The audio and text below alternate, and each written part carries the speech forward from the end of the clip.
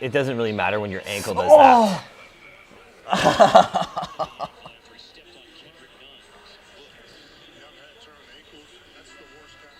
Oh, they show it from so many angles, and it's like it's just a full right angled turn. I don't want to watch it anymore.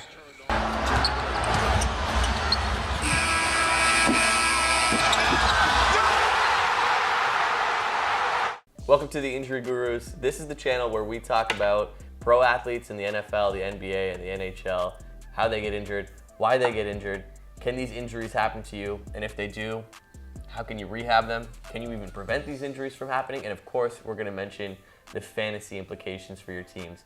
Cameraman Mike, I'm Al. This is Matt, our expert physiotherapist, over 10 years of experience, really making these injuries more accessible to you. And today we're talking about something that's heavy on the sports world is Luka Doncic rolling his ankle Saturday against the Heat.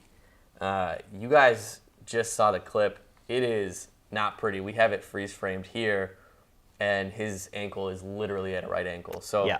first thing we always do is, Matt, walk us through this injury. How does it happen? So the ankle, basically you have stability on the inside of your ankle and you have stability on the outside of your ankle based on ligaments. Ligaments hold the bones together. This is the most common injury in sports. This one in particular is absolutely awful. As we're watching it, we can see how Doncic steps on the opposing player and his entire ankle just rolls right over so bad that the outside of his ankle actually makes contact with the court floor, which also means that the inside of the ankle is actually making contact with the shin bone. The gross part about this injury is it can happen to anybody. It can, and it does happen to everybody, right? There was 1 million ankle injuries last year in the US, approximately, and we ballpark it to about 85% of those are ankle sprains. So this literally does happen to everybody, including all you guys watching right now. Who's susceptible to these? And for those people, and generally, how do you actually make sure that you don't roll your ankle? That's a great question. Who's susceptible? Let's start with that.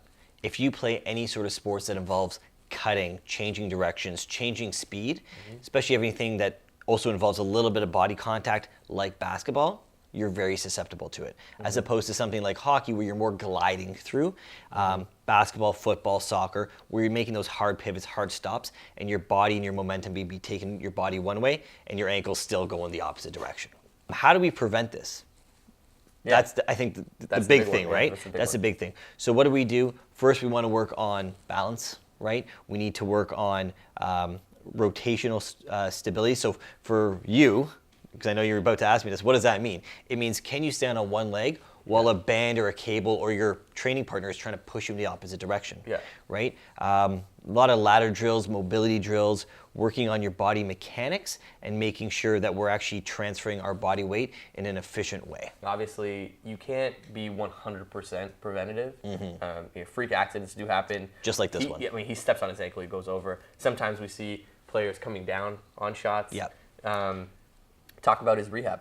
So his rehab's going to be pretty standard. That's kind of the interesting thing. Whether you're a high-level athlete or you are a dog walker like yourself, it's going to be pretty. That isn't my full-time profession, but Oh, I thought this was your part-time, wasn't it? It's going to be pretty much the same for anybody. Okay, so the first 2 weeks, and we're talking here a grade 2 to a grade 3 ankle sprain. Not the very minor grade 1, because that's going to be slightly different. But in this case, we're talking probably a grade 2 ankle sprain. You're going to have 2 weeks, maybe 10 days of kind of a protected phase, where it's just some light range of motion, minimal weight bearing, possibly a boot, possibly crutches, depending on the extent of the injury. Very light range of motion, very light strengthening if tolerated. You go from that into a 2 to 4 to 6 week range, where you're starting to actually do some strength training. You're actually subjecting your body to some different forces, progressing to jumping, and then finally at that 4 to 6 week mark, getting back to basketball activities in this case. So we know, number one, x-rays came back negative, right? So we know there's no fracture. The way that he sprains his ankle, where his ankle completely, we call that movement inversion, he has to have stretched out the ligaments that hold the ankle together to a certain point, okay? A grade 1 ankle sprain would be a 2 week injury. this does not look like a 2-week injury from the outset. This looks like it's at least a grade 2 sprain. I'm sure we're going to hear later this week about an ultrasound or MRI report about giving us the extent of the injuries to the soft tissue ligaments. But based on what we see here today, it's at least a 4 to 6 week injury. He's young. Let's assume he's coming back probably early January, about 4 weeks in.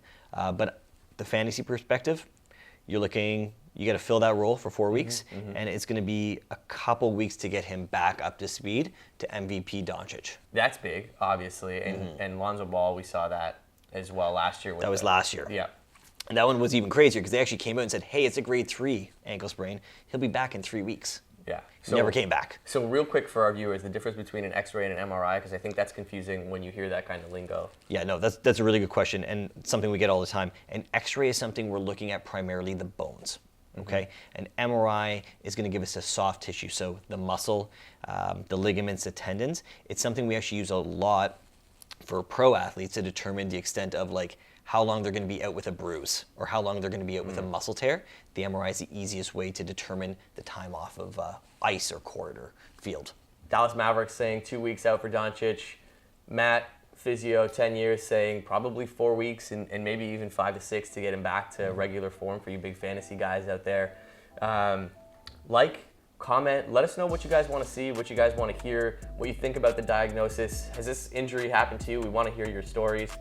This is the Injury Gurus. We're the channel where we talk about pro athletes in the NHL, NBA, and NFL, how they get injured, why they get injured, can these injuries happen to you, how to prevent them, how to rehab them, and of course, we're always talking about what does this mean for fantasy, and are some of the things you hear accurate, or do we have a different opinion? That's Matt, I'm Al, you've got cameraman Mike behind the camera, obviously. Stay tuned, we're coming at you regularly from all the leagues. Thanks for watching.